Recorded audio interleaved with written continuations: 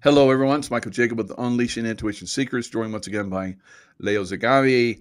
A brand new book out, The Secrets of, the Illuminati. Now we have the rise and fall of a Frankist monster, exposing Jeffrey Epstein and the most powerful Jewish sect in the world. Wow. This is a much needed conversation. Yes, as you know, with volume 12, which you mentioned, the Confessions of the Illuminati series came to an end, at least for the time being. While instead, I'm now starting a new series of essays dedicated to topics of interest within, the sectarian reality, often close to the Vatican. And this subject is a very particular one, and I must say also a very challenging one, because as you know, a lot of people have been discussing the Jeffrey Epstein case in the last few years. So, people will be wondering what is Leo adding to all this. Well, I'm adding a unique perspective, which is digging deep into the ancestry, the family roots of each of the participants. And not only, of course, Jeffrey Epstein, who is Jewish, comes from Europe, of Russian, Ukrainian origins. Podolia, some say, also elements come from Germany, but we have also Ghislaine Maxwell, whose father was known as Robert Maxwell, but in reality his name was completely different. He took the surname Maxwell because he was known as Jan Ludwig Iman Benjamin Ock, and he started working for the British Secret Service, and at that point the leader in the 1930s of the most important network of spies infiltrating communism and subversive groups was called Maxwell Knight, and for that reason he decided to call himself Maxwell and change his surname. So even his surname was a tribute to that. But aside from that, there has been always a lot of discussions now on how did Jeffrey Epstein become Jeffrey Epstein? And nobody gives you a clear answer. Nobody gives you a clear answer, because to have a clear answer, you need to do another kind of investigation. And in the end, you will arrive to the answers, like the meta group, which also, by the way, controls AIPAC. There's a lot of talk these days about AIPAC and so on, but nobody really knows much about the meta group, which was founded by people like Leslie Lex Wexner, the guy who, of course, we know him because of Victoria's Secret. Yeah. But this is a group of very important people, the mega group, which they constituted a sort of influential group of Jewish entrepreneurs, which we can consider the modern heirs to groups like the Illuminati. But having said that, today, Leo, there was an article in the American Conservative, the pro-Israel billionaire behind Jeffrey Epstein, and just like you just mentioned, Les Wexner, who was... Well, in my book, there is much more, yeah. Because in my book, I explain, first of all, who are all these people, their family ancestry. And Lex Wexner founded this group called the Mega Group in 1991, with people like Steven Spielberg, Charles Bronfman, Edgar Bronfman, Max Fisher. When you say all these names, people don't really know their history. So what I do in this book is been actually regarded by journalist colleagues who have had the possibility to already have a look at my book, like Ferruccio Pinotti in Italy, who had conducted some research on the Sabbatian Frankist in connection with the Italian banking system and the very foundations of Italian capitalism. And he was like, Leo, this is really what was missing from the Epstein research on the Epstein case. And when I say Frankist monster, and I put Jeffrey Epstein as being part Dr. Frankenstein, part the monster creature that Dr. Frankenstein created, which we all call, usually referred to as Frankenstein. He never has really a name. Mary Shelley never really gave a name, but we all call him Frankenstein. Frankenstein is itself referred to the Sabbatian Frankist and to Jacob Frank. It was Rabbi Marvin Antelman who described the significance of Frankenstein, which, aside from being based on an alchemist who, of course, did experiments and all that, is actually also based on Jacob Frank. Jacob Frank was, now for all those people who are following me, I want to start from the very beginning, Michael, so we can not confuse our audience with 1,000 names, because, of course, when you read the book, it's over 300 pages and people can go deep into it. But I want to summarize. True to form, Leo, I was reading the first pages of the first chapter, and the reveal on Israel pedophilia is over the top.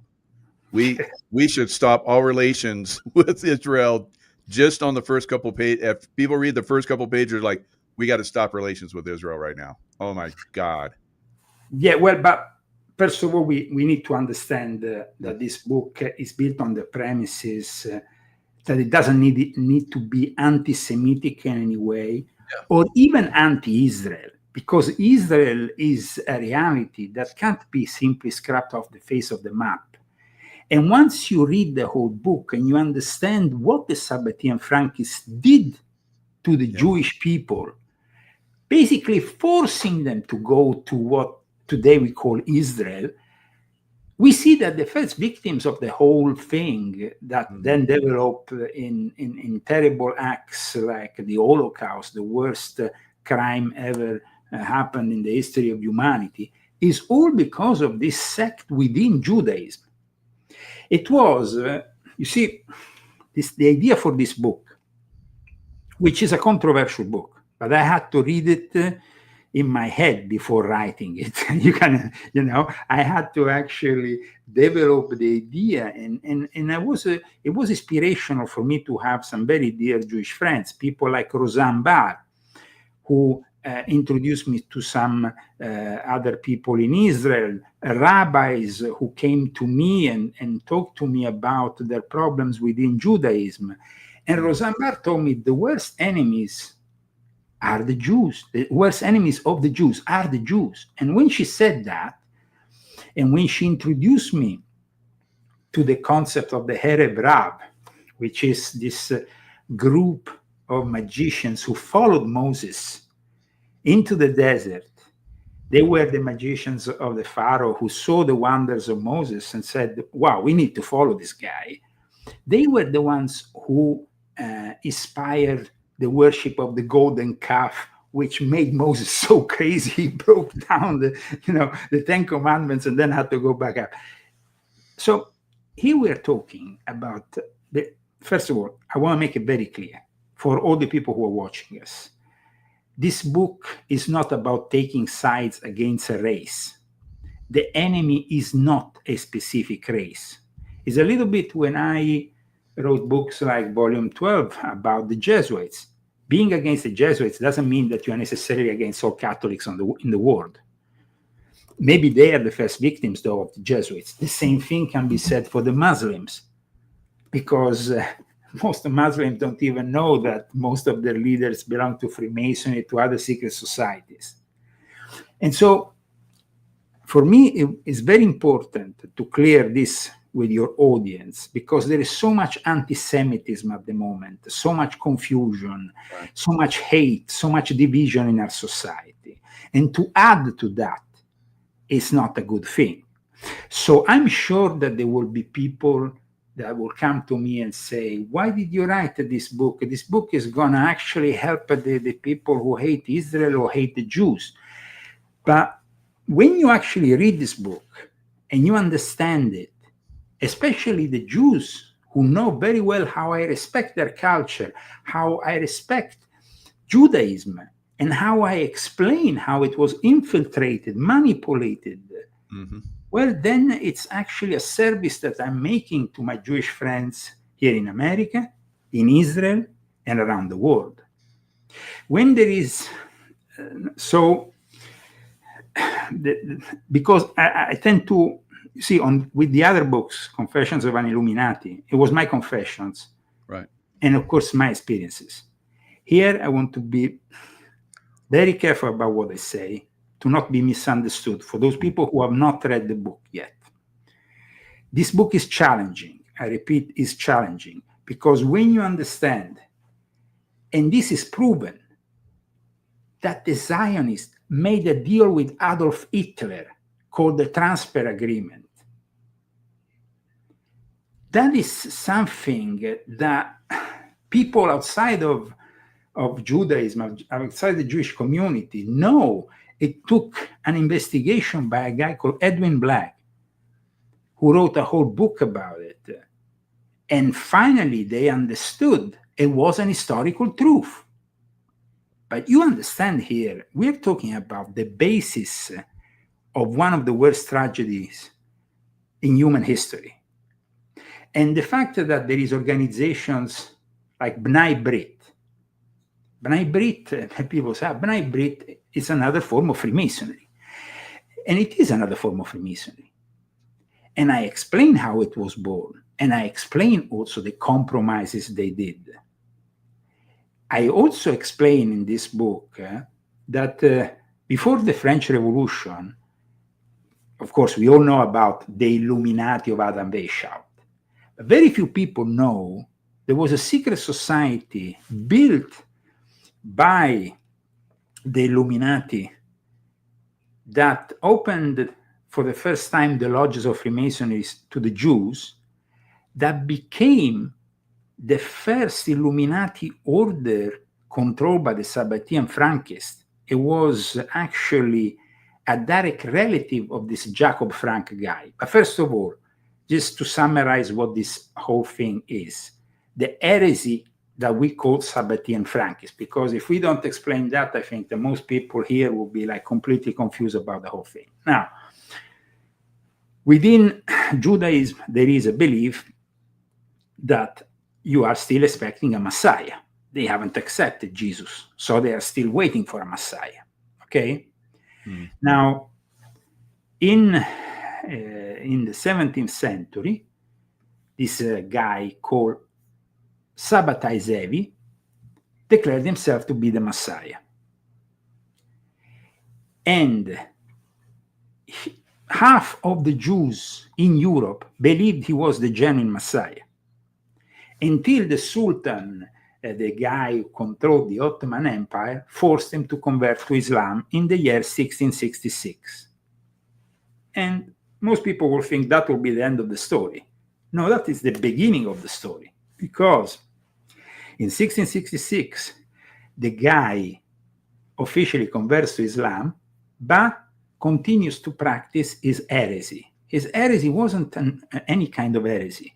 The heresy born out of Sabbatai Zevi, and then a century later by Jacob Frank, who claimed to be his reincarnation, is the sexual magic and all those occult practices that later on people like Aleister Crowley, before him Madame Blavatsky, Eliphas Levi, the guy who invented the word occultism, all these people were connected to the Sabbatian Frankists. And in my book, I show the receipts for these assertions, for this. It's not just, like a conspiracy theory. It's facts proven by historical and academic research, because I am going against the most powerful sect ever, that nobody ever has even the courage to mention in today's world. Yep. Because in today's world, Michael, so many people have gotten shut down. Tucker Carlson, you name it. They mention we need to look at this, and bam, get hammered. So yeah, you're really stepping out with this book. It's going to be good. Well, it is good, but it's also something that I wanted to do in a way that it will not be possible to debunk.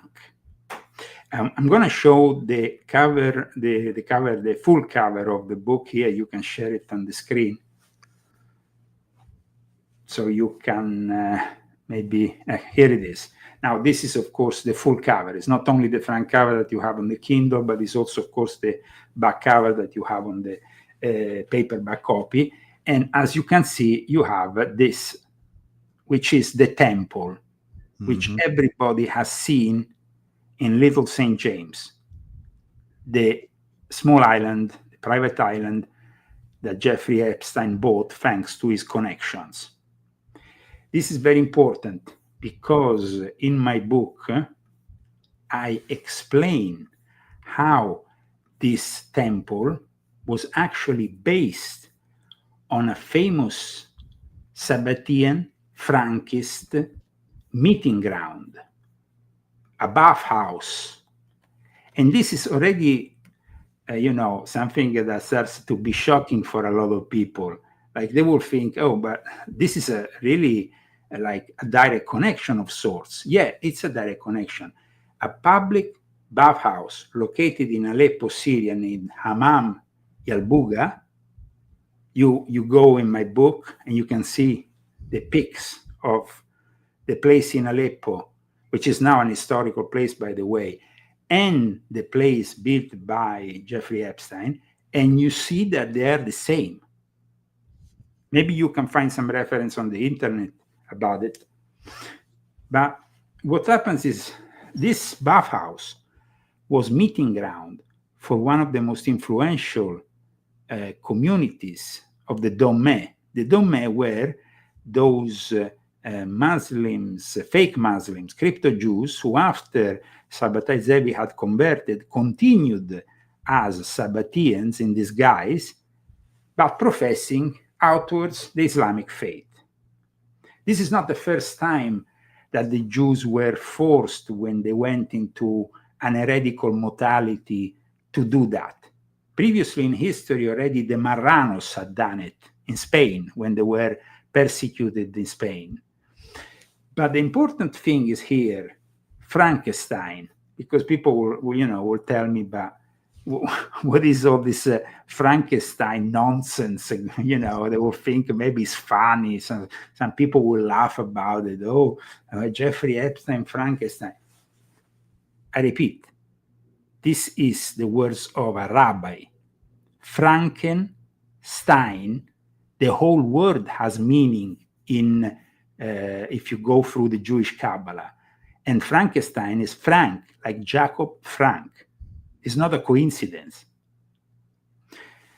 So Jeffrey Epstein came from the same area of Europe, prevalently Ashkenazi, but not blaming the Ashkenazi, because in this book I also proved that the first people who actually tried to fight the Sabbatian Frankist heresy were Ashkenazi rabbis. So that already gives you an understanding of the fact that we're not going here against a whole race. We're going against an ideology, a perverted form of religion, a sectarian form of religion.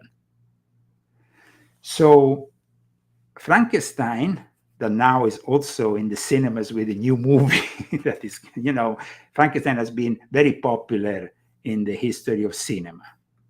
And these days, what is the most popular form of COVID? The Frankenstein variant in the last few weeks, actually. So we have a kind of a synchronicity here of sorts. Jeffrey Epstein was built to be Jeffrey Epstein. He was placed there. In my book, I explain how people of course, Ghislaine Maxwell father, and other people of influence, like you mentioned, Les Wexner, of course, is very important. But people don't really know the history of this family. So we have to go first to the history in Eastern Europe, the origins of the Maxwell family, the Hock family, and the Epstein Stolovsky family. Now, these families are from an area that in the 17th and 18th century in Poland, parts of today's Ukraine, because, for example, Robert Maxwell was born in today's Ukraine. Jacob Frank was born in today's Ukraine. But back then, there was a whole region known as Podolia, and in those the regions that were most influenced by the Sabbatian heresy, that later became with Jacob Frank, who claimed to be the reincarnation of Sabbatai Zevi a century later, is Ukraine, smaller parts of Moldova, Slovakia, Romania, Hungary. And this outbreak of Sabbatianism is very relevant to us, to everybody who is watching us. People talk about the Rothschild. Where do you think the Rothschild come from? The Rothschild family is a product of the Sabbatian Frankist heresy. When Jacob Frank went into Frankfurt, he was received like a king. And that was also the beginning of an alliance with the Rothschild family that then developed all over Europe. And this is like the moment in which, you see, Sabbatai Zevi, of course, converted to Islam. But his successor, Jacob Frank, who was born instead in Ukraine, which at the time was like, I guess, Poland, Podolia, those areas were Catholic, where the areas where actually the Jesuits were ruling. And where they actually ended up when they were persecuted. And Jacob Frank brought 20,000 Jews to convert to the Catholic Church. In exchange, they nobilitated him. And then, initially, he forced his followers to only marry between each other, even if they had converted to the Catholic faith outwards. But when they saw that both the rabbinic authorities, as well as the Inquisition, were with their eyes on them, they had an idea. Let's marry into the most aristocratic Catholic families. And also, they had another way of taking over these families. They will ask a very influential Catholic people to become their godfathers when they will be baptized in the Catholic faith. So they will take their surname. You know what that meant? That meant basically that the elite of Europe, in a very short time, got taken over by the Sabbatian Frankists, places like Austria. And then, of course, you have people like Solomon de Rothschild, the grandson of the founder of the dynasty, but you have then many others from families who are apparently Catholic, but in reality they're not. Then they created their own branch of the Illuminati, the Asiatic Brethren, in which at that point they could bring their own perverse form of Judaism, because it was a perverse form of Judaism. Sabbatai Zevi was not a normal rabbi. He will get his wife, who was herself, he married basically a prostitute, to sleep with anybody and make sexual magical rituals of all kinds. Same thing with Jacob Frank, who actually, in the end, even convinced his daughter, Eve Frank, to become his successor as the Shekinah. And this book will show you the connection of these families directly with the family of Ghislaine Maxwell and Jeffrey Epstein. And then who brought Jeffrey Epstein to become a math professor without even having a degree in the middle of the 70s to a fancy school, to teach in a fancy school in New York? Let's see if you know that. Because that is a very important part of the development of Jeffrey Epstein's saga. It was Donald Barr, the father of the guy who was in charge of the DOJ when he was apparently found hanged in jail, no? Now, Donald Barr was a Sabbatian Frankist. Donald Barr wasn't a Catholic. He was born into a Jewish family. William Barr, who then became U.S. Attorney General at the time of Jeffrey Epstein's death, was brought up as a Catholic, but they come from Jewish roots, Sabbatian Jewish roots, from the city of Berdikiv, a major center of Hasidic Judaism. And this is very important because Hasidic Judaism is actually a reaction to the Sabbatian Frankist heresy. When in Judaism, the rabbis saw the rise of this heretical messiah, Shabbatai Zevi, and then eventually, of course, they saw he was no good when he converted to Islam. Most of them said, okay, now this whole thing has ended, nobody's going to follow him anymore. Instead, there was still a bunch of people who outwards converted to Islam following their Messiah Shabbatai Zevi. And then later on, a century later, Jacob Frank in Saloniki, which is a very important place, also claimed he was a reincarnation of Shabbatai Zevi. But he didn't stay within the domain Turkey. He went back to Poland, Ukraine, and that's where the Frankism part of the Sabbatian Frankism starts. Donald Barr was a Sabbatian Frankist. And that's why he converted to Catholicism. Like it was a thing for Sabbatian Frankists, for people like Jacob Frank, to follow the Hedom. He called it Hedom, the way of the Hedom, to actually convert outwards to Catholicism and in secret practice. And this secret of Donald Barr, the father of William Barr, was communicated in a book that was published a year before he employed Jeffrey Epstein in the school. It's a book called Space Relations. Go and check this book on the internet. You can maybe change the image and put Donald Barr wrote a book, in fact, about sexual slavery in space that got banned at that time. And I talk about that book in my book, of course, because if you go and read that book like I did, you can see that the teachings of the Sabbatian Frankists are very relevant in that book.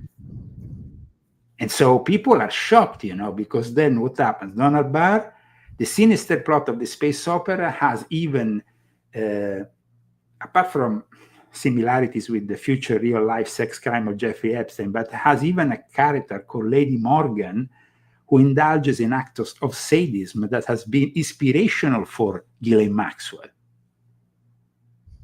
So you understand how contorted and twisted is this whole thing. So Jeffrey Epstein is picked up, brought into by the Sabbatian Frankists as a math professor in this school, very elite school, because it's Dalton School in New York City, is an elite school. He stayed there a couple of years. He taught math and science without having a degree. And this happened a year after Donald Barr had published Space Relations, which is, if you go and read, a camouflage version of the Sabbatian Frankist perverse teachings in a sci-fi version. Wow. And this is the father of the guy who was the head of the DOJ. It makes them believe. Now, let's make one step forward. We go at that point, 10 years later. What happens 10 years later? 10 years later, the guy who will create later on the mega group, Lex Wexner, employs Jeffrey Epstein. He gives him a building rigged of cameras, microphones, and everything in New York City and start an operation. Now, people are like, there's always this question that goes through the journalist's mind. That's why people, my journalist colleagues, when they heard about my book, they said, wow, you're going maybe a bit too far with this one. I said, no. And Ferruccio Pinotti told me, you are inspirational for us, because this is really a book that has to be written, you know. I mean, it is a risk for me to write this book, because when you understand that everything perverted in our society, in the secret societies, and everything, is actually coming from this branch of Judaism. And there is a bunch of rabbis who don't want this to be heard, because Reform Judaism, which is the most prevalent form of Judaism today in America, was founded by disciples of the Sabbatian Frankists. So this is pretty shocking, but like I said, I think it's very important to really reveal everything we are revealing. So Lex Wexner is a guy born in 1937. He's a guy who has made a lot of money. But most of all, the mega group is the way the Sabbatian Frankists, if you go and see all the history of the people who founded the mega group in 1991, these people who are actually, people are talking about IPAC, like IPAC is the one that influences American politics. And I say, idiots, who has created IPAC? Who is influencing IPAC? And nobody knows. Well, go and check yourself. The biggest donor of IPAC is Lex Wexner. Wow. So you see, this book brings you to the roots of the problem in today's America. I mean, the Congress of the United States of America is controlled by IPAC, which is controlled by MEGA, which is controlled by the Sabbatian Frankist Sect, which controls in turn every single banking system in the world. And it's not only the Rothschild, it's many other influential people. Like, for example, in May of this year, a guy called John Elkann went into the Oval Office with the Juventus soccer team. I don't know if you remember. And Trump said, this was a great guy from a very important dynasty. Wow. So what is this dynasty? The Elkann family is a Sabbatian Frankist family with a long history. And it goes past another of those families that, like many other Goldsmith, this and that, they all emanate from Frankfurt. And who was in Frankfurt? Jacob Frank, the Illuminati. And it's like they control everything. So it's obvious that you have to go and, 2,000 years, Jesus challenged the rabbis, okay? He had the knowledge to challenge the rabbis.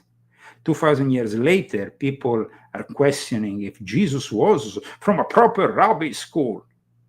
Who cares? This is not about challenging the Jewish people. This is about challenging the people who have taken over Judaism, and they have made a living hell for them. Because if today half of the world hates Israel, and there is an increased number of people who are becoming anti-Semitic, the problem is the Sabbatian Frankists.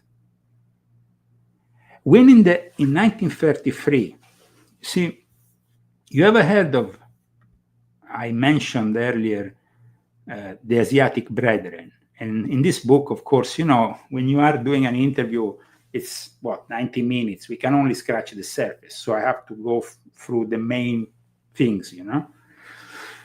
Now, the way that Les Wexner and his associates work together with B'nai Brit, there is some very powerful people that, do you know the history of B'nai Brit, or do you know about B'nai Brit? Because it's very important to explain what B'nai Brit is. B'nai Brit is the one that before Jeffrey Epstein was put into place to start his operation, created the Banking and Finance Lodge, and they honored a very important guy close to Donald Trump, Roy Cohn, at the State of Israel Bond dinner in 1983. Now, this is not about,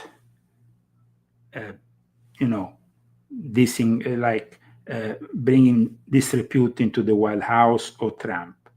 This book demonstrates that there is no president in the last century, or at least after the Second World War, but even before the Second World War, because, of course, if we go Truman, and there is, since the foundation of the State of Israel, this country is connected. And of course, even if you are a genius president that wants to renew everything, wants to create everything from scratch, and wants to detach from the past, there is no president that can avoid the power of the Sabbatian Frankists. They control you. You arrive to a level in which they will tell you, you can't go above this level. And that's why I make it very clear from the introduction of the book. You have read it because you said you read the beginning of the book. I said it very clearly. I understand we can't put the system in jeopardy. That's why we can't reveal everything about Jeffrey Epstein. But this book reveals it. So once you read this book, you understand that there is no Democrat, there's no Republican, there's no party that is free of their control. So, Michael, honestly, this system is rigged, and there's no way out of it. And this book demonstrates it fully.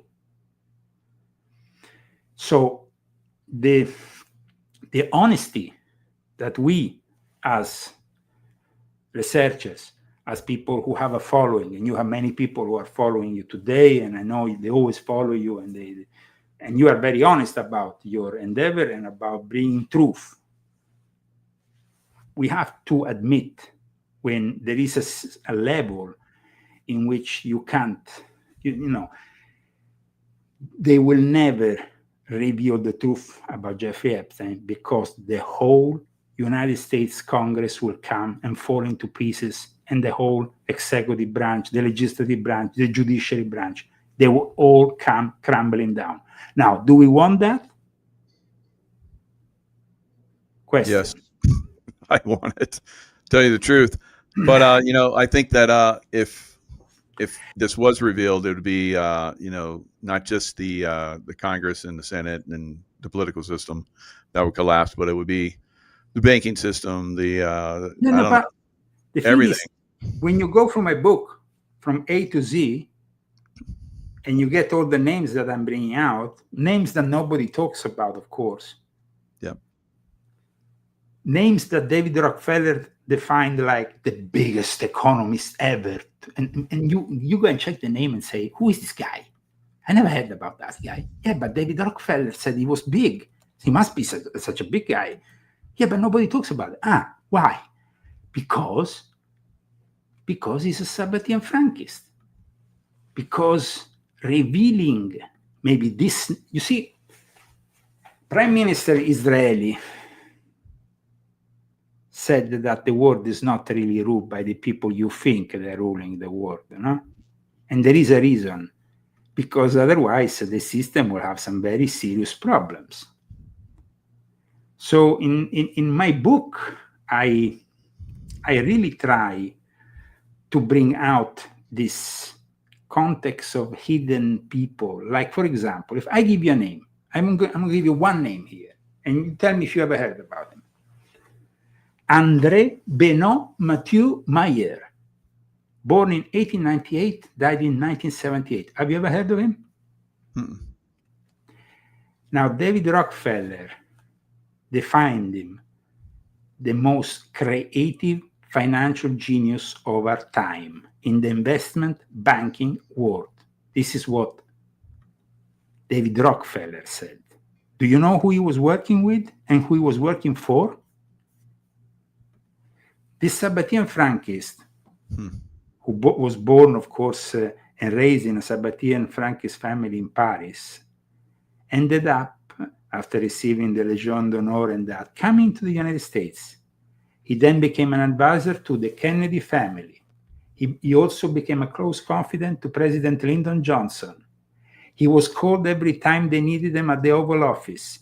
He was advisor to Jackie Onassis. He was advisor to people like William S. Paley at CBS, Catherine. You see, nobody knows about him. But I told you know the names he was advising, of course.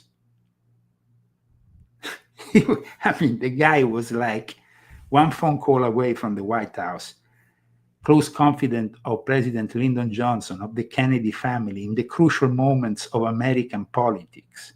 And nobody knows who he is. That's how the Sabbatian Frankists play everybody.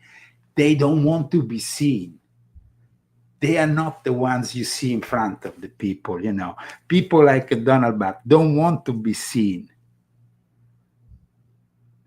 And you see how similar the little St. James Temple of Jeffrey Epstein and the bathhouse where the Sabbatian Frankists used to meet is. So that's in Aleppo, Syria. Yeah. Wow. Which was a very important base for the Sabbatian Frankists, because it was also a very important commercial base. You see, for example, Anton LaVey, who founded the Church of Satan, he also had Sabbatian Frankist background. You see that image. Why do you think a pope who will become a saint blesses Jeffrey Epstein and Ghislaine Maxwell? Where did this pope come from? Poland. Where does the Sabbatian Frankist come from? There's a connection. Oh my God. Boom. You see, and so you are basically with all these images, and then you see on top of that image of Jacob Frank with next Robert Maxwell, and they basically look at the same, because the guy thought he was the reincarnation, Robert Maxwell. Robert Maxwell was also a very influential figure in the intelligence services in his connections with KGB.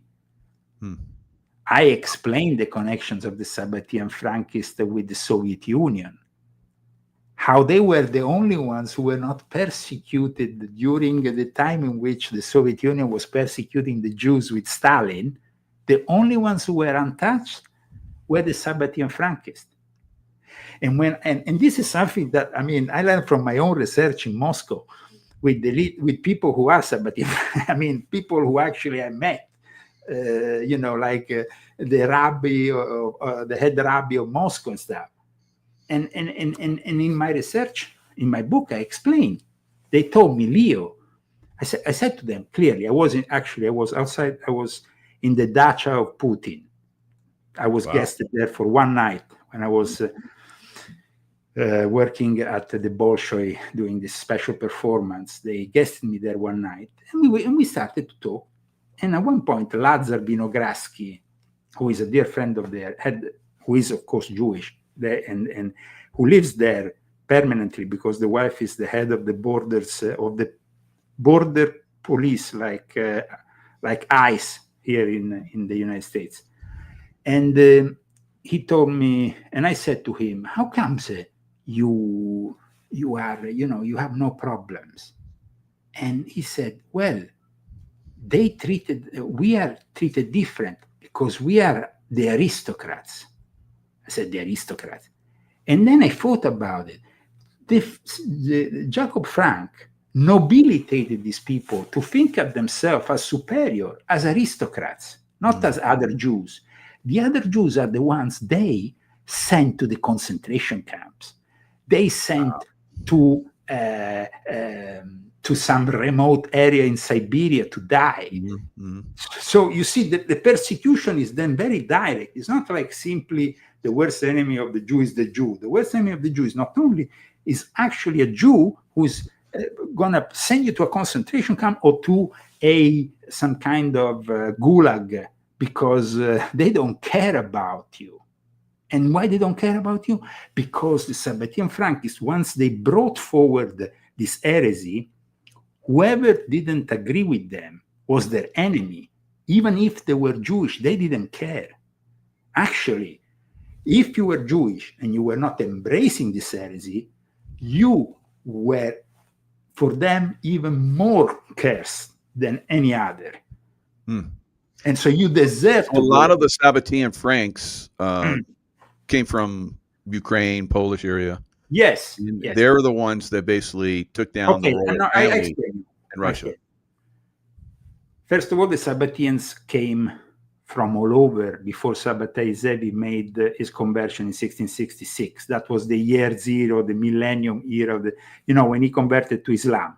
At that point, the Dome, the Sabbatians, became in charge of a place which is now known as Thessaloniki. You know Thessaloniki? It's like in today's Thessaloniki is Salonika. How you call it? Thessaloniki is let me explain it for the people who maybe don't know a little bit about geography. It's a city in northern Greece, but it was also part of the Ottoman Empire. And it was a very important city that gave birth to some of the most influential banking and merchant families of the Jewish cartel. Wow. And that Thessaloniki became the breeding ground for this heresy. Jacob Frank was brought there when he was a child, and he converted.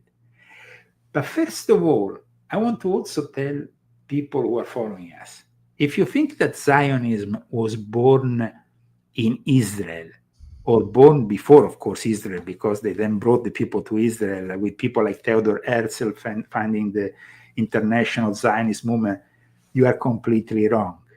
You know where Zionism was founded? It was founded in England by the Puritans, the same Puritans that came here with the Mayflower. Oh my God. And you know that the father of Sabbatai Zevi was Mordecai Zevi, working in Smyrna for the Puritans at the time of Oliver Cromwell. Oliver Cromwell led the Jews back to England after a few centuries they had been kicked out. Well, Oliver Cromwell led the Jews back after he made a deal with this very important Jewish figure who himself was connected to Mordecai Zevi, who was the father of Sabbatai Zevi. So when Sabbatai Zevi launched the idea of all the Jewish tribes going back to Israel, who do you think gave them that idea?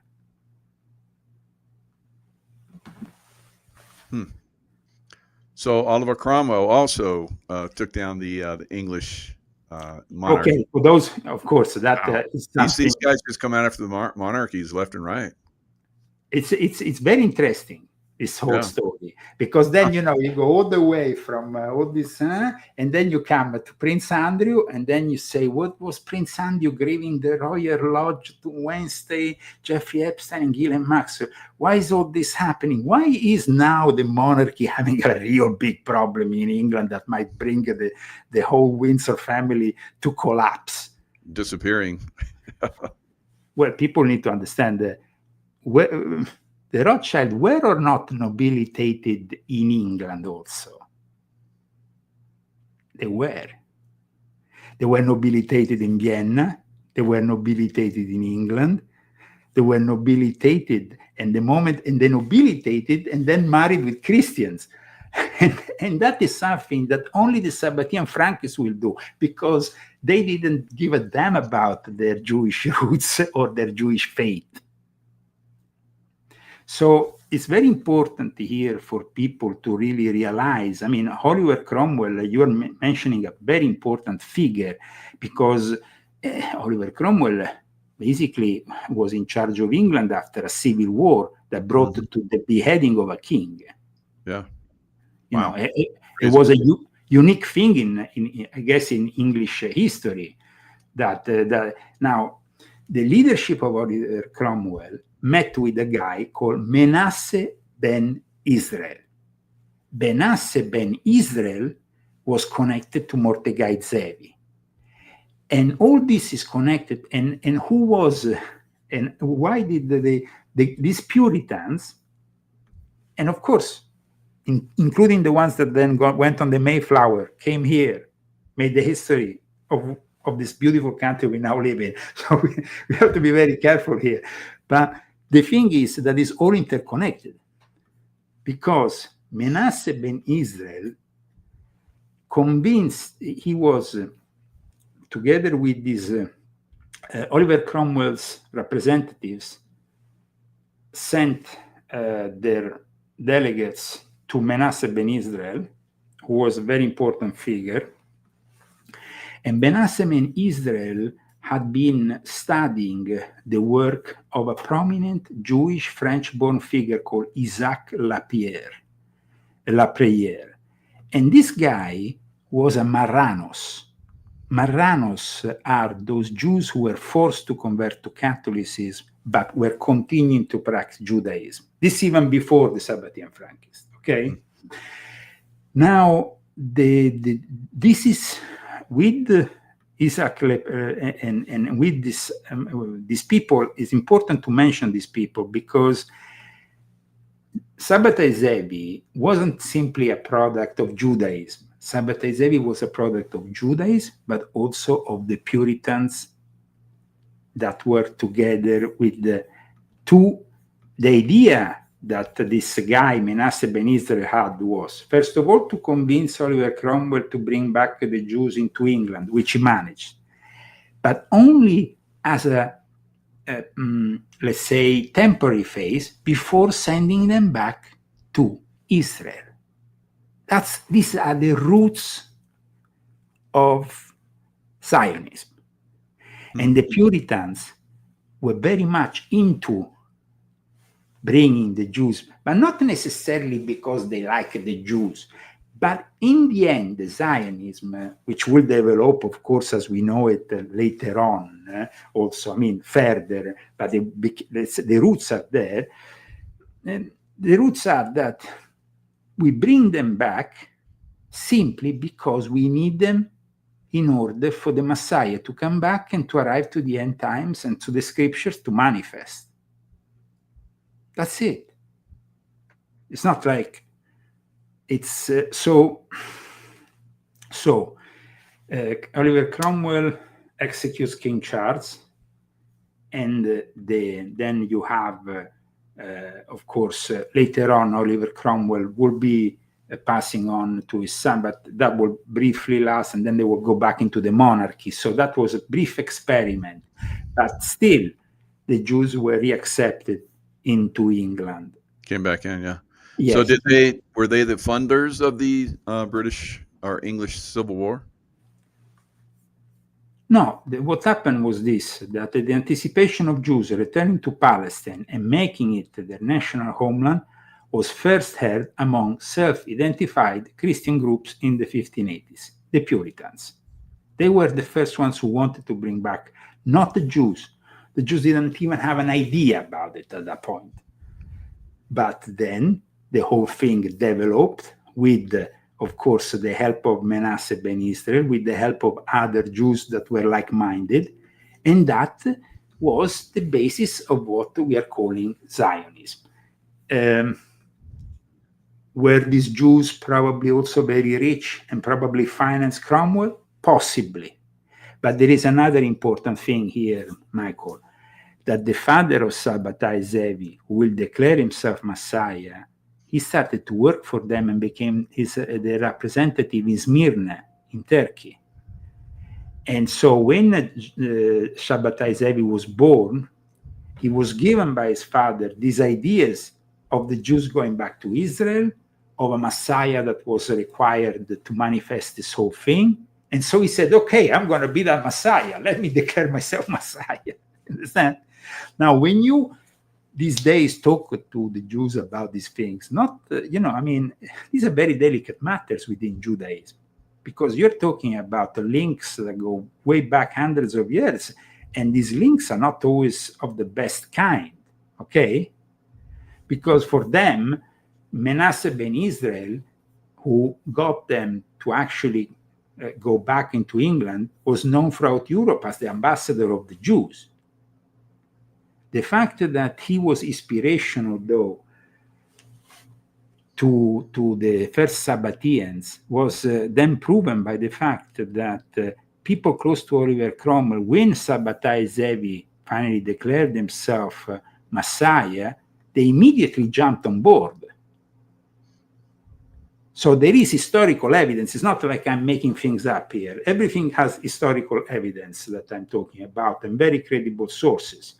Now, at the same time, Sadler, who was the Cromwell's secretary, was so inspired by the whole thing that he created what is known as British Israelism. You know what British Israelism is? Maybe I have a book here that is actually a very historical book that I should show you. He built the belief that the English were the lost tribe of Israel. Now, this is one of these very rare books about British Israelism that was very popular back in the days, you see? The Saxon race as a lost tribe of Israel. Wow. Now, and this is an original book from, I think, 1880. I don't have my glasses with me. Yeah, I have them. But yes, here. This book, I think, is from... because British Israelism became very popular until, of course, with DNA, with modern DNA, things got... yeah, this is like from 1889, I think. See? Wow. Now, and this copy, by the way, is even more rare copy because it's from the library of a very famous guy who was Alfred Korzybski, another guy, very important guy. I have my rare books, so you know that I'm like very fond of my rare books. So, but British Israelism became inspirational, especially within Freemasonry. Up until still now, there is British Freemasons and Rosicrucians who believe that England is the lost tribe of Israel. This gives an extra amount of confidence. And of course, we have to understand the importance that England has in the constitution of modern Israel, because before Israel was founded, who was in charge? England. And before them, the Ottoman Empire, which they, of course, sabotaged left, right, and center in order, and it was the actual Sabbatians, the Domme. You see, you said that the Jacob Frank, of course, you are very right when you say Frankism was developed in Ukraine, in Austria, in Poland, in all those parts in Europe, no? But then you have the Domme, who became more integrated in the course of time, who were in Turkey, in Syria, in the Middle East. Now, the Jews are divided in Sephardi Jews and Ashkenazi. The Ashkenazi are prevalently European. The Sephardi Jews are prevalently Middle Eastern in nature. In fact, you see them also from the way they look. Mm-hmm. Okay? Now, when Theodor Herzl went to create the Zionist movement, which then will bring the creation of Israel later on with the Balfour Declaration and then all the rest, he found himself with a very divided people because they were, thanks to the Sabbatian Frankists, there was an increasing number of Jews who were secularized, who didn't want to have anything to do with the Hasidic Jews or with the Sephardi Jews who were kind of like, they would see. I mean, there were people who were highly insultive of their own people. Franz Kafka, you know, Franz Kafka, of course, is a very important figure. He was of Jewish origin, but he himself once, Franz Kafka, everybody knows as a writer, you know, Franz Kafka is one of the greatest, I think, in the German language, Jewish novelist born in Prague that everybody knows. But he wrote that after watching a ritual of Hasidic Jews, he wrote that these people are like primitive, tribal, they are like Africans or something like that. He said something really racist against the Jews who were still practicing Judaism in the traditional form. So there was a big divide between the more secularized Jews. The Illuminati had made the Jews more secularized, the ones that converted, the ones who became less and less religious, the ones that, you know, I explained the birth of Reform Judaism, I explained the birth of Liberal. I also explained the birth of the two factions that today rule Israel. Today, Israel is ruled by what used to be the labor Zionist, now it's the Democratic Party, the one that was in the hands of Ehud Barak, who brutally raped Virginia Giuffre in Little St. James, just to give you an idea. Brutally raped St. James, Virginia Giuffre in Little St. James, in that temple we saw. Right, wow. And then you have on the other side what is known as the more conservative forces of Judaism. But both the conservative, let me explain you this. The rabbis who understood what was happening with the Sabbatian Frankists and understood that this also these political movements were in their hands, both the conservative ones as well as the leftist ones, denounced this over and over again. They said, Judaism can be only one, and it's the one that follows the Mosaic laws, the ones that, you know, were delivered to Moses, and we respect. We respect the Torah in its traditional form. We respect Judaism the way it was given to us. Anything that comes, you know, like that is in some way being brought out of that realm is in itself wrong for traditional Jews. Now, what happens is that there were figures like, for example, Zev Jabotinsky. Have you ever heard of this guy? Zev Jabotinsky is a very important guy within Judaism because this guy, Vladimir Zev Jabotinsky, is the guy who created the revisionist Zionist movement, which is today the father of the Likud party, which is the one of Benjamin Netanyahu. Now, the same people who created the Likud party on the right, the Sabbatian Frankists created both the right and the left. So they're all played. There is, like my friend, late friend, is no longer alive, Barry Kamish, used to say, it is the Sabbatian state of Israel. It was created that way. The guy who created it, this guy, this is the Encyclopedia of Zionism, you see? Yep. This guy here, who created the whole thing, was this guy here, a journalist, Theodor Herzl, is considered the father of Zionism, and for this reason is considered to be, you know, very important to the whole foundation of Israel. Well, he died before Israel was founded, but what he did was to reunite, to put together those factions of ultra-religious together with the more socialist, leftist, or less religious factions. You see, he had to, like I said earlier, there was a lot of racism between Jews. That racism between Jews was then played later on by the Nazis, because when we see, for example, the typical image of the Jew with the nose, the finger, you know, the classic guy who, you know, like this, well, that was played by the Jews themselves. Theodor Herzl said, and this is stated in his own memoirs, that the best friends for the Jewish cause will be the anti-Semitic people, the anti-Semitic nations, the nations who persecute the Jews will be actually the best friends of the Jews in the making of Israel. He was understanding that by the persecution of the Jews will unite and then they will be brought to Israel. And that's what happened. The Jews were persecuted in Russia, and basically in the early 1905, there was, we had earlier also other pogroms. Russia was persecution. Then you have, of course, the Holocaust.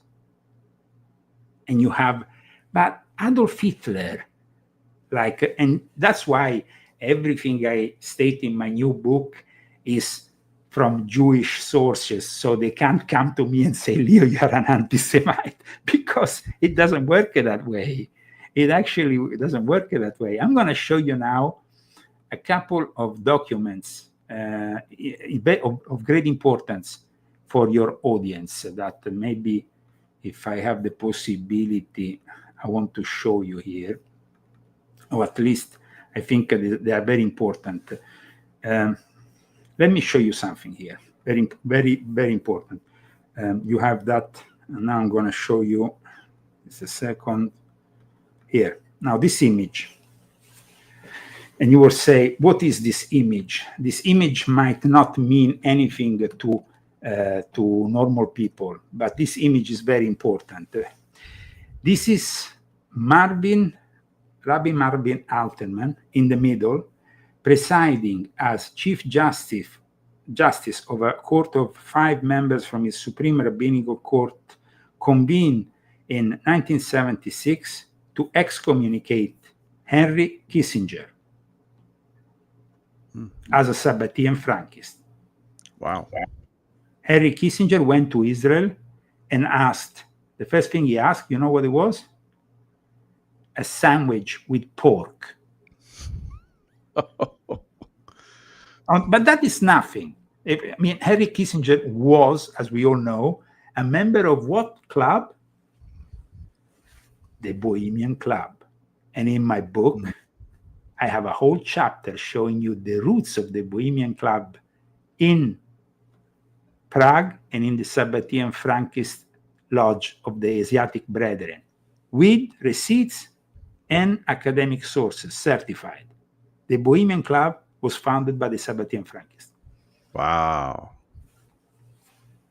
So this is one document one thing that I think was important, but now I want to show you another one that might be of importance. And I repeat, this is very important because people will understand things with, when they see. Let me take this off here, and so let me see if I can put it. Let's go back to this. Okay. This is Lex Wexner, the guy who everybody says, how comes he gave the power of attorney to Jeffrey? How is it possible? He gave his own building, the most expensive and luxurious building in New York City, to this guy. What's behind it? Well, Lex Wexner, who later became in charge of the mega group, is a Sabbatian Frankist. That is, by the way, what you see here, another dedication to Jeffrey for his birthday. We know he liked that kind of style. Mm-hmm. And he gave everything to Jeffrey because Jeffrey was working for him. That's it. Was working not only for him. It's not only a Mossad operation. There was involved Shin Bet, Mossad. There was involved Prime Minister of Israel. But it's not only Israel. This whole operation, that blackmailing operation by using these young women, and of course, the fact that they practice sexual deviance is a classical thing within Sabbatian Frankism. So it's not a novelty of sorts. And now I'm going to show you something else.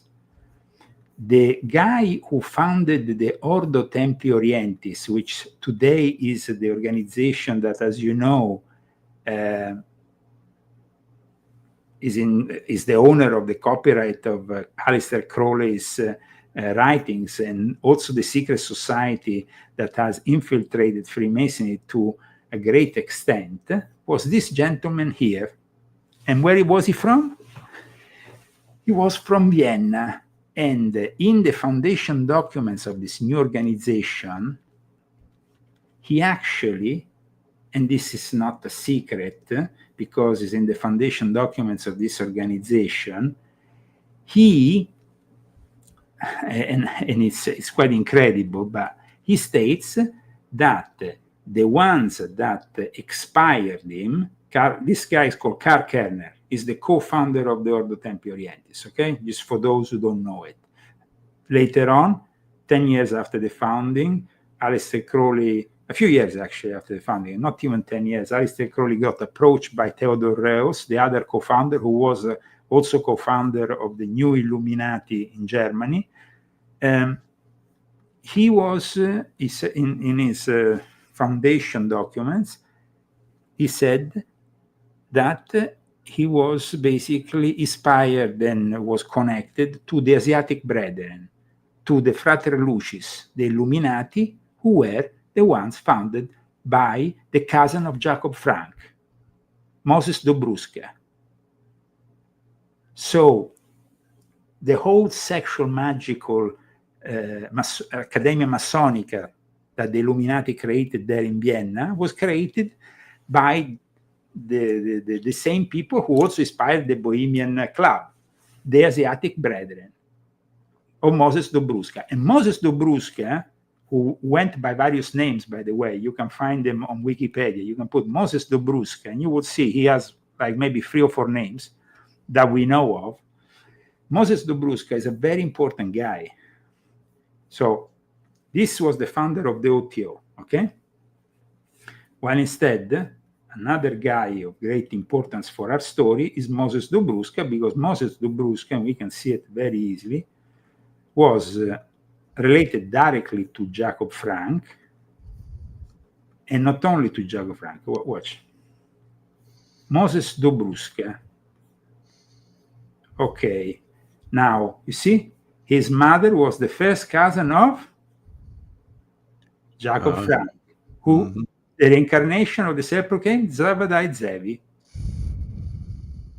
Then we go here, and it says, he went also by the name Julius Frey. He was one of the main activists of the Lodge Knights of the St. John Evangelist of Europe. This is the name of the Asiatic Brethren. Read. So that, I mean, it's like we are not making conspiracies here. This is historical evidence. Everything is asserted by historical evidence.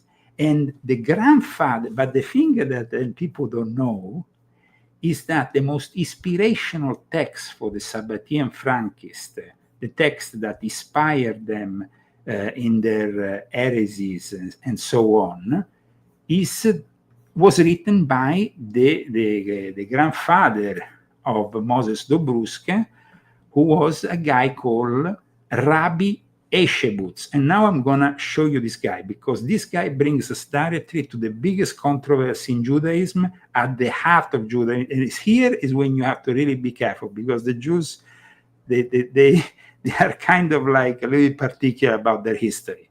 Okay? So, Jonathan, this guy here, okay, is particularly influential because he wrote the most influential book on Sabbatai Zevi and their practices, their heretical practices.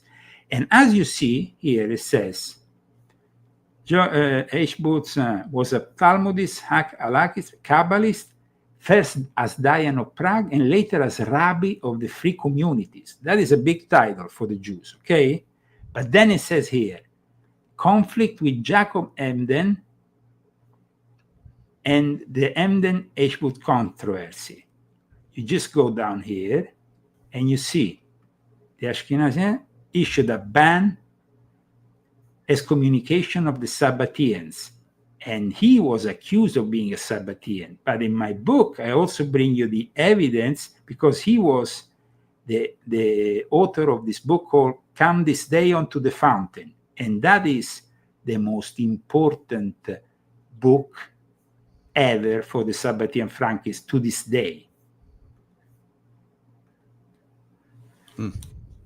And it's not any kind of book. It's a book where basically King David goes on a mountain and he gets into an homosexual act.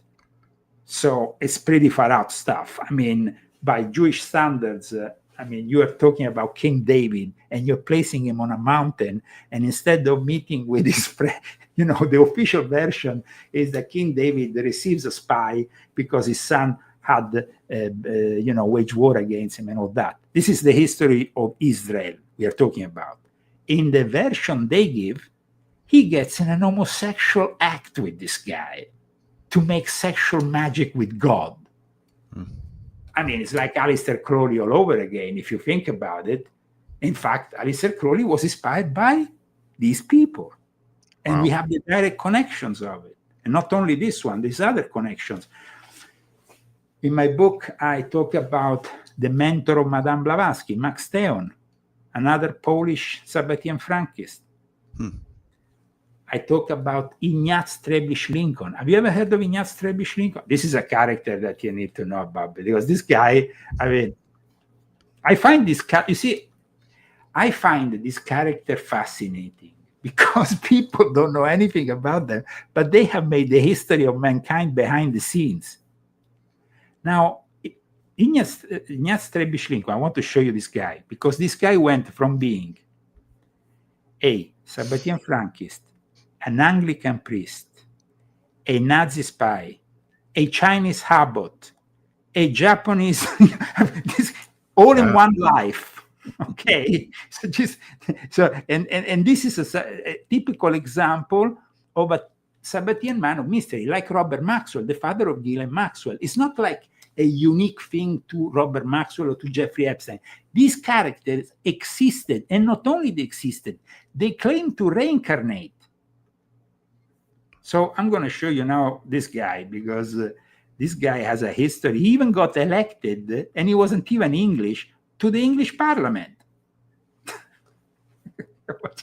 Okay, this is one of the images of Trebisch Lincoln.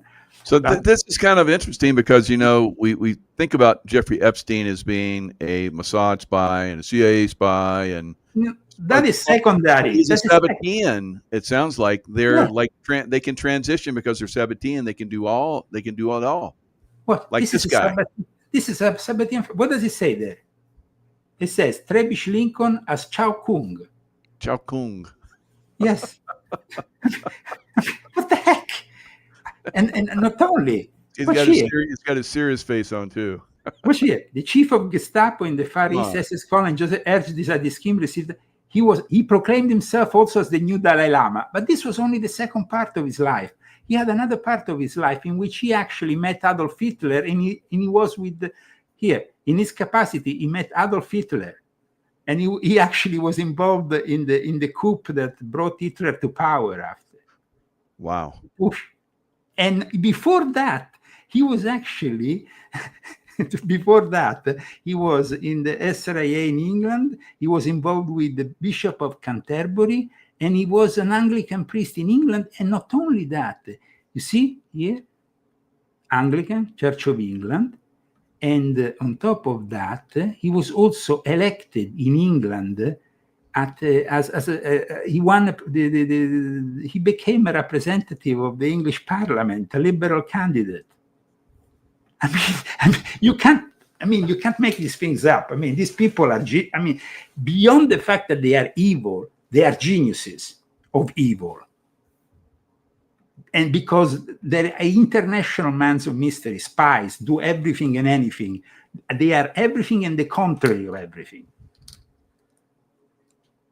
In the end, this guy, Trebisch Lincoln, got killed while he was a habot simply because he threatened Hitler to reveal the truth about him. And so the Japanese who were occupying that part of China, they had him killed. You can't threaten Hitler during the Second World War. He was very powerful. And this guy had the courage to threaten Adolf Hitler. And he was a Sabbatian Frankist. And Adolf Hitler, like my book reveals, for those who don't know, and these are not my words, of course, because otherwise the Jews would say, Rabbi Magnet. Adolf Hitler was conceived in 1888 in a Sabbatian Frankist ritual. That's it. Wow. So these guys, if you go against them, you like you talk about in your introduction, there's like dozens of people that have mysteriously died. The latest, Virginia Giuffre.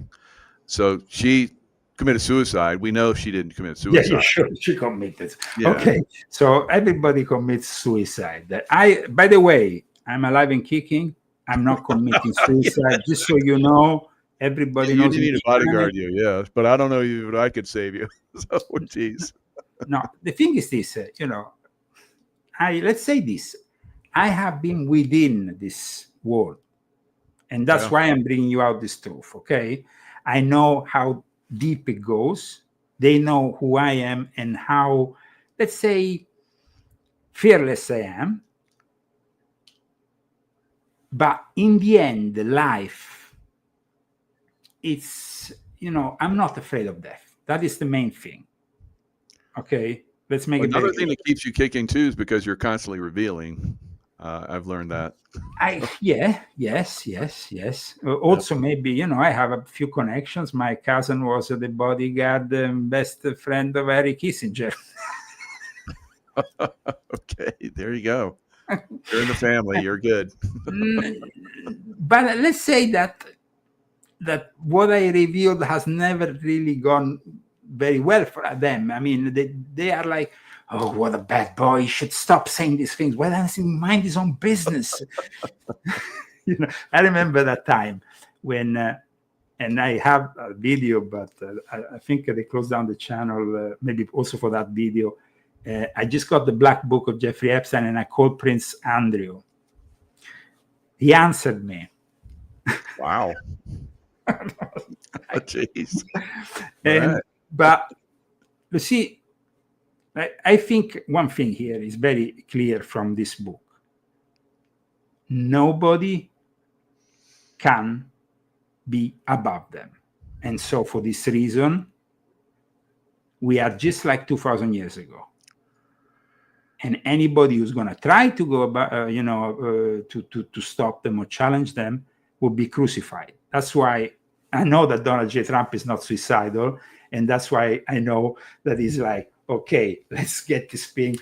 You're still talking about Jeffrey Epstein? Yes, we are still talking about Jeffrey Epstein, the president. But what can you do?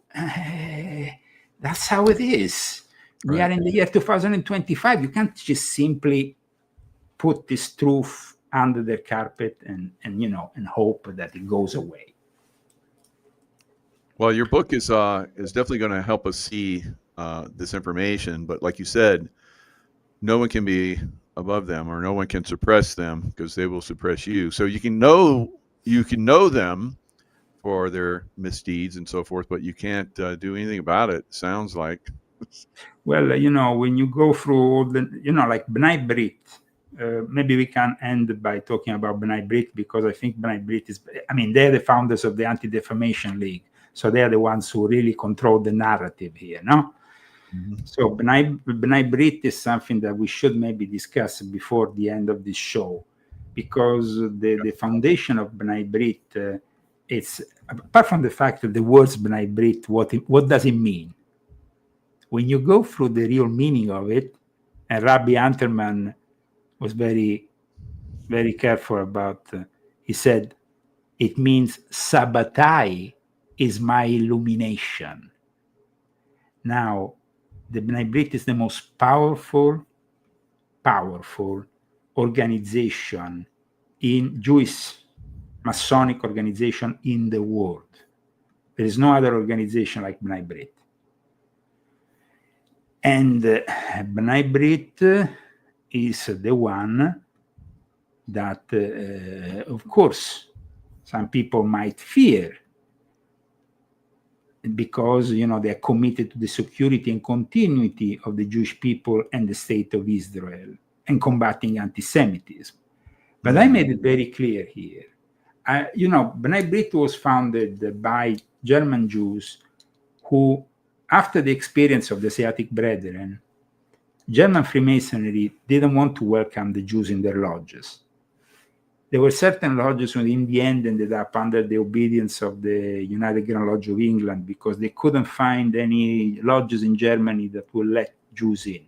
There was a lot of racism against Jews, and this is very bad. There was a lot of anti-Semitism.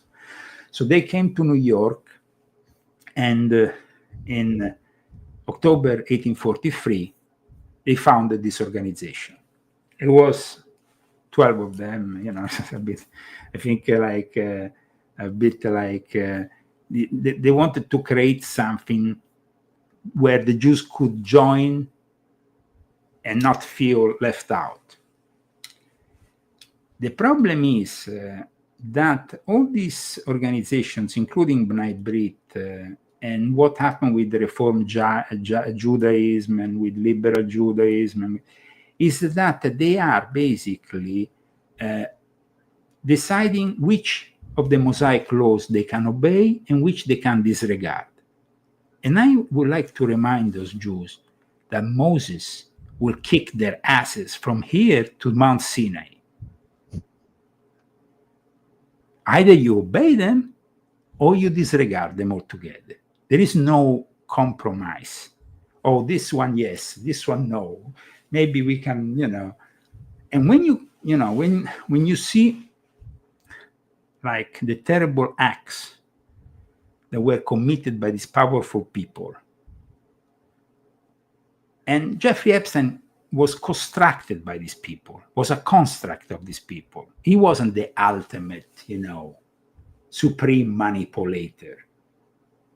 He was the guy who understood the certain things. And in fact, in my book, I also explain the similarities with the Dr. Frankenstein of Mary Shelley, because he himself was involved in the creation of Sophia the robot.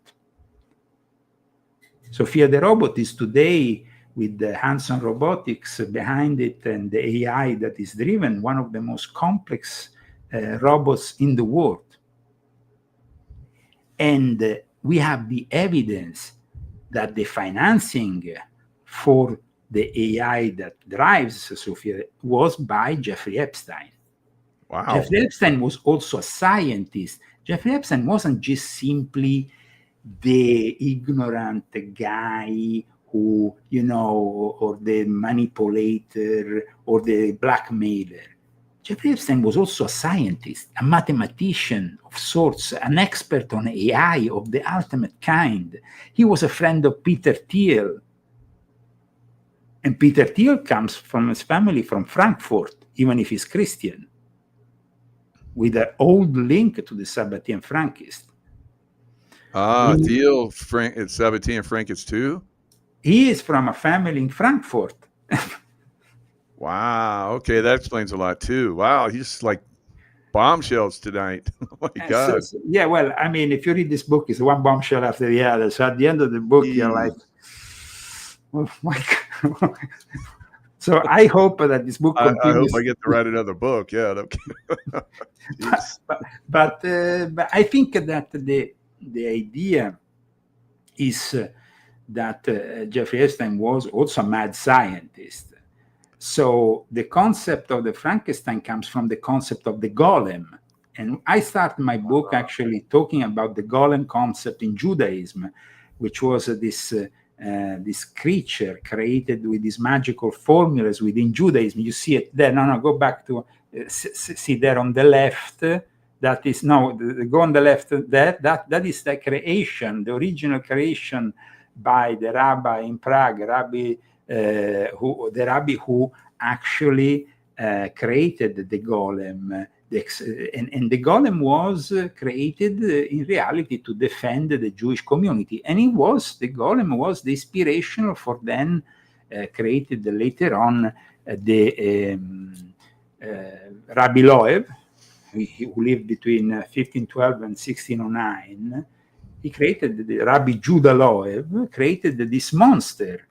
And then, of course, on the right, you have Sophia the robot with the friend of Jeffrey Epstein, who is the guy who created the software and who is one of the maximum experts of artificial intelligence. So everything is connected here. And then you have on top of that, the evolutionary dynamics of Martin Novak, another guy who went many times to Little St. James.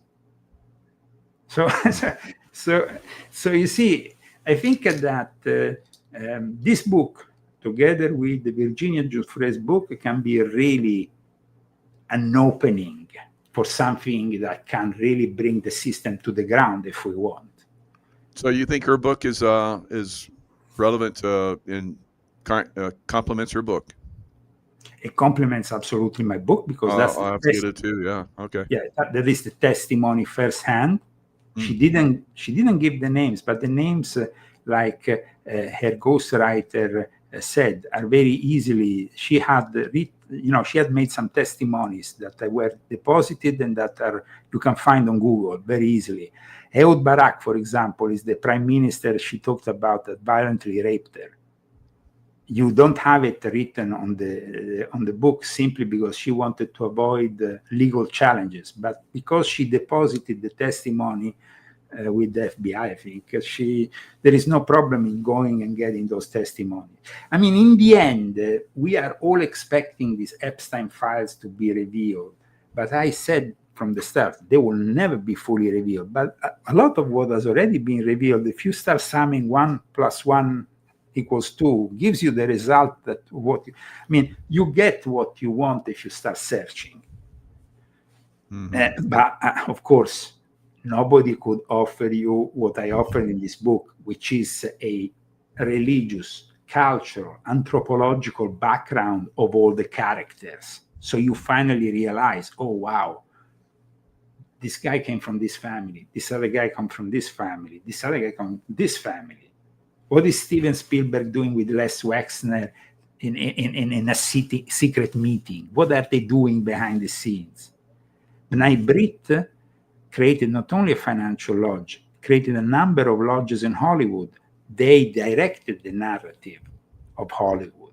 The Sabbatian Frankists, as you know, which I exposed in volume 8 of my Confessions, have directed since the beginning the narrative of Hollywood.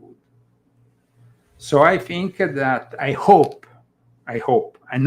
listen, Michael, I want to be very sincere. You are the only guy who is giving me the possibility of talking about my book. Up until now, very few people are having the courage to invite me on the shows. I didn't know at first. Now I'm committed now, I guess. But no, I love your work, and I love exposing this information. Yeah, we've talked about this in some of your other work, and this is more comprehensive, obviously, and puts it all together. Wow. And we didn't really go down some of the dark roads. I kind of alluded to some of them, but it's probably better we don't go down them. You can find them on the book. You start to read this book, guys. You're going to see some crazy stuff. Now, somebody in the chat said that the Sophia robot looks like Virginia, and I agree. When Virginia was a little girl, was basically 12 years old, or however old she was when Jeffrey Epstein was sporting her around. It's possible, sure. Yeah. Sure. The fact that after, when the robot was launched in 2016, they publicly said, it has nothing to do with it. But then, the evidence is there. He founded the AI for the actual, software for the robot. And he had announced the birth of Sophia the robot 3 years before it was announced publicly with the name Sophia. So, Hanson Robotics is also, really typical of those people who, like I said in my book, once Epstein was suddenly compromised, they soon, deflected and said, "Oh, we don't know him. We don't want to, But the truth is there. In this day and age, you can't escape the information background behind Epstein, all the links, they are there and they are proven already. And like I said, I think it's complementary to the work of Virginia, because Virginia has been a victim. And of course, she's been eliminated. And I'm convinced that she's been suicided, just like everybody else. And aside from, Jean-Luc Brunel, who gave him more than 1,000 girls, aside from Ghislaine Maxwell and himself, nobody else has been arrested. And that really explains you the power of these people. They are above the law. And it's really sad that the whole of the Western world, the judiciary, is compromised. Wow. Stunning work, Leo. And thanks so much for coming out and revealing this.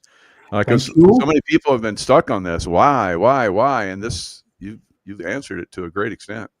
Yeah, once the question was always reoccurring for years. And, it's always like the journalist that usually does this kind of work is always like, oh, well, but then there is the intelligence involved, there is elite people involved, and we cannot really understand what they are doing.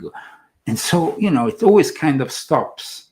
And you can't really dig deeper. And I wanted to instead reveal what is behind this whole thing.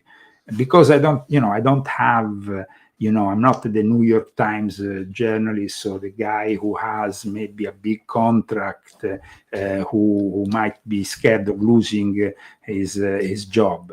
I'm simply bringing out books independently, and I hope that with Cursum Perficio, with my wife, we can continue doing this and bringing out the truth in this crucial time in our history. Oh, yeah, I totally agree. Wow. So thank you for having me on, and God bless all your audience today. Many, I see that enjoying the show. I hope that in the coming days, the show really reaches more people possible. So it's your responsibility, guys, who are watching this show now, to share it everywhere and anywhere. Yep, you can get it right now, Kindle or paperback. So it's definitely a good book, guys. Wow, what a great reveal. So get it on Amazon. Links down in the description box. All right, thanks, Leo. It's been amazing adventure with you over the last several years, revealing all this information. I thank you so much, and my audience thanks you. So, and I hope I can come back here on this show in a few months and say it's a bestseller. I hope, yeah, the two of us can, do future shows. Absolutely. Take care. God bless you all. God bless you too. Thanks.